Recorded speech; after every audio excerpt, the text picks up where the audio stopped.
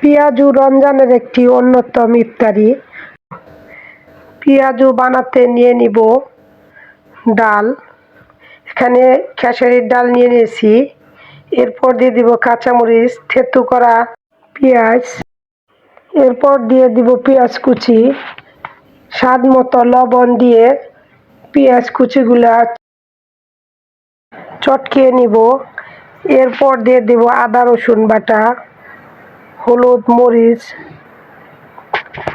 চালের গুঁড়া। অবশ্যই বেশি করে ডালের চেয়ে পেঁয়াজের পরিমাণ বেশি নেবেন।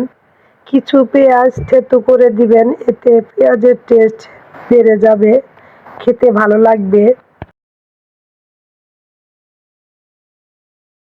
এভাবে ঘুরিয়ে ঘুরিয়ে গোল শেপ দিয়ে নিব।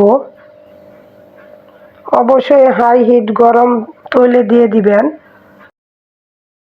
তা না হলে পেঁয়াজি খোলার চান্স থাকে।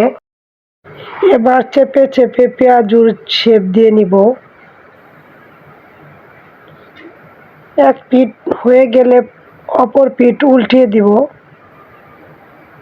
এভাবে ফুলকো ফুলকো পেঁয়াজু ভেজে নেবেন। ভিডিওটি ভালো লাগলে লাইক, কমেন্ট, শেয়ার করবেন। অবশ্যই রমজানে ভেজে খাবেন। আল্লাহ হাফেজ।